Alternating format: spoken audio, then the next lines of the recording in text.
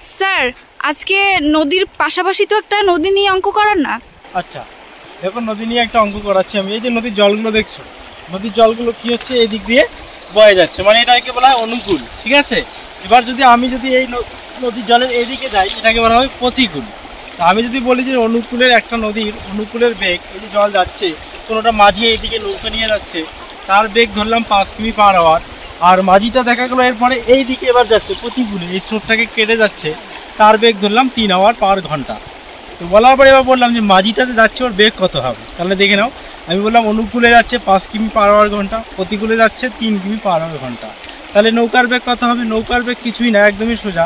ওই যে অনুকূলের বেগ 5 আর প্রতিকূলের বেগ 3, যোগ করে দাও কত, 8 / 2 করে দাও, তাহলে হচ্ছে 4, অর্থাৎ 4 কিমি/আওয়ার হচ্ছে মাঝির বেগ। Okay, thank you sir, thank you.